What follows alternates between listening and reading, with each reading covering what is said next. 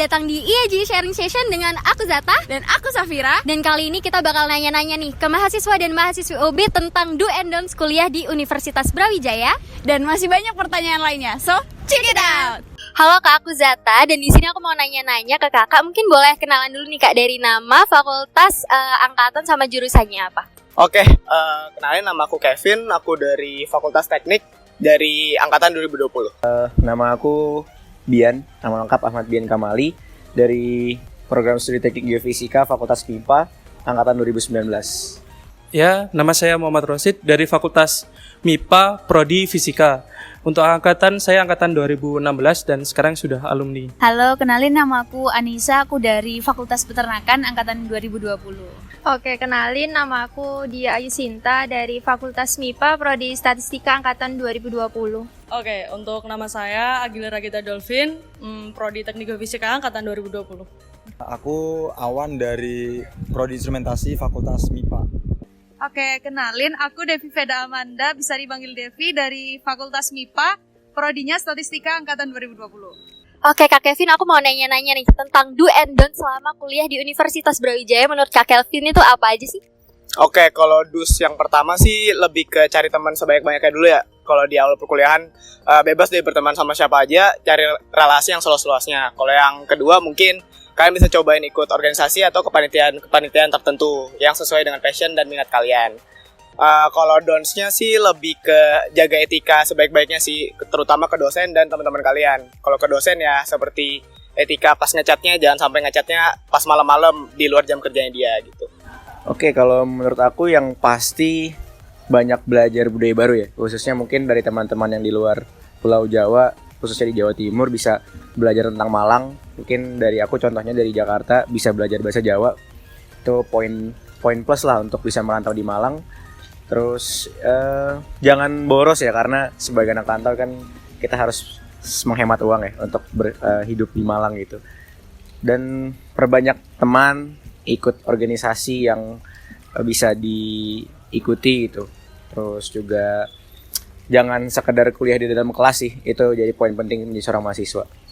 Menurut saya untuk yang kuliah di UB ya, apa yang harus dilakukan yaitu tetap semangat, terus perbanyakin teman atau link, karena banyak beberapa tugas yang tidak bisa dikerjakan sendiri. Nah, jadi sebaiknya perbanyak teman, perbanyak link, baik itu ke alumni, ke dosen, maupun ke adik tingkat. Nah, untuk yang tidak disarankan, oke, mungkin kalian banyak teman ya, tapi jangan terlalu banyak nongkrong. Nah, karena itu akan mengganggu schedule kalian sehingga tugas-tugas akan sulit untuk dicapai. Target untuk tugas itu sulit jadinya. Jadi banyak tugas yang terbengkalai, akhirnya kalian mengerjakan tugas hanya seadanya sehingga berpengaruh pada nilai kalian nanti. Oke, kalau do-nya mungkin kita itu jangan lupa cari lingkaran pertemanan yang sehat ya. Terus kalau buat dasnya itu mungkin jangan keseringan ngopi aja.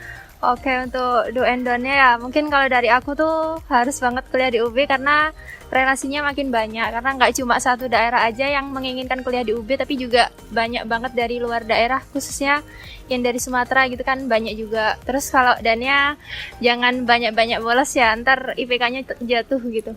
Do's and don'ts ya. Kalau do's-nya itu kita harusnya nyari teman yang banyak, bisa dari organisasi, bisa dari tongkrongan, atau mungkin asprak mungkin, ya kayak gitulah pokoknya intinya. Untuk dance-nya mungkin ya jangan banyak-banyak. Misal kalau banyak-banyak nanti stres juga sih. Kalau yang perlu dilakuin sama enggak ya, kayaknya buat yang perlu dilakuin tuh ikut kegiatan sih, karena kegiatan-kegiatan di UB ini kayaknya seru-seru sama asik-asik banget nih. Tapi yang jangan dilakukan tuh kayaknya jangan ikut terlalu banyak kegiatan gitu, karena kan biasanya kalau misalnya mahasiswa baru nih sering ikut banyak kegiatan, jadi nggak ke-handle gitu buat kegiatan-kegiatan lainnya gitu sih. Oke, kalau do-nya mungkin ini ya, kalau di kuliah jangan hanya fokus sama bidang akademik aja, tapi juga non-akademik seperti join kepanitiaan, organisasi, karena banyak banget soft skill dan juga pengalaman-pengalaman yang bisa kita dapetin. Terus kalau dannya itu jangan kebanyakan nongki ya, apalagi kayak anak kos gini, itu harus bisa manajemen keuangan, seperti itu kalau dari aku. Oke, mungkin itu berguna banget nih buat teman-teman ya. Selain itu aku punya beberapa pertanyaan lagi yang bisa kakak ambil dari sini. Boleh dibacakan langsung kak? Oke, bagaimana cara menjaga IPK biar bagus terus? Oke, kalau dari aku tips yang pertama itu waktu di kelas ya. Di kelas itu harus dengerin dosen, kemudian aktif juga dalam kelas. Soalnya ada beberapa dosen yang kayak mempertimbangkan keaktifan kita, itu bisa menjadi nilai plus buat nanti kalau misal ada kuis ataupun UTS yang hasilnya kurang memuaskan seperti itu. Oke, pentingkah time management sebagai mahasiswa? Kalau menurut aku ya, itu penting banget sih. Karena kan masih sebagai mahasiswa, yang tadi aku bilang sendiri kan ngikutin kegiatannya. Itu harus bisa nyesuaiin antara kuliah sama kegiatan tersebut gitu. Bahkan mahasiswa yang gak ikut kegiatan aja harus punya time management buat ngerjain tugas, terus juga nanti entah ngerjain laporan atau nge-lab segala macam gitu. Jadi penting banget time management buat mahasiswa sih menurutku. Pendapat kamu tentang mahasiswa kupu-kupu? Sebenarnya kalau mahasiswa kupu-kupu nih, dia pas pulang tuh dia ngapain dulu? Kalau cuman pulang tidur ya nggak guna juga ya. Ya kalau misalnya pulangnya dia ngapain kayak punya kegiatan yang positif, itu mungkin bagus. Boleh langsung dibaca kak pertanyaannya? Oke, jadi mahasiswa organisasi ya atau tidak? Oke, kalau dari aku sih pastinya ya gitu. Karena mungkin kuliah ini mungkin ilmunya nggak cuma dari materi yang kita dapat, tapi juga harus dari organisasi. Karena nantinya kalau kerja itu kita butuh rasa kepemimpinan itu yang benar kayak gimana gitu. Oke, cari magang sejak semester muda, yay or no? Kalau dari aku yes banget ya, soalnya menurut aku kalau kita cari pengalaman tuh harus dari awal, dan itu emang harus sering-sering gitu. Soalnya orang kan berproses, jadi kita itu bisa dibesarkan dari pengalaman-pengalaman itu. Spill pendapat kamu tentang mahasiswa deadliners ya. Dari pengalaman saya sendiri, saya dulu juga mahasiswa yang terdeadline.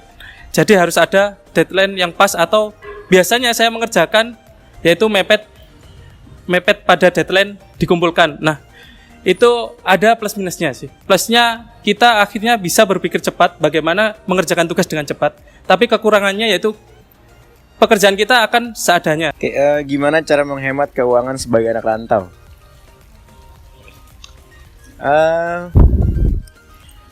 Yang pasti jangan sering-sering ngopi ya. Maksudnya dibikin skala prioritas, kira-kira dalam satu bulan itu pengeluaran yang paling penting itu untuk apa gitu. Terus juga kalau ada kebutuhan sekunder itu bisa dikesampingkan, dibikin skala prioritas. Kebutuhan primer dulu apa, khususnya untuk kehidupan kuliah ya, mungkin dari print, nyari buku dan sebagainya, itu mungkin lebih diutamakan dibanding kayak nongkrong gitu. Itu boleh, silakan, tapi mungkin di kebutuhan sekunder. Oke, pertanyaannya adalah punya pacar sekampus, yay or nay? Mungkin aku nggak punya pacar ya, tapi kalau pacar sekampus kayaknya yay sih, soalnya bisa jadi support system juga buat teman-teman aku sih. Itu pengalamannya mereka sih gitu. Oke, makasih banget Kak Kevin buat waktunya. Semangat ya kuliahnya. Makasih Kak. Jadi gimana nih teman-teman? Kalian pasti dapat insight baru kan tentang do's and don'ts kuliah di UB? So, kalau kalian suka sama kontennya, jangan lupa like dan share ke teman-teman UB kalian. Aku Zata. Dan aku Safira. Sampai jumpa di IEG Sharing Session berikutnya.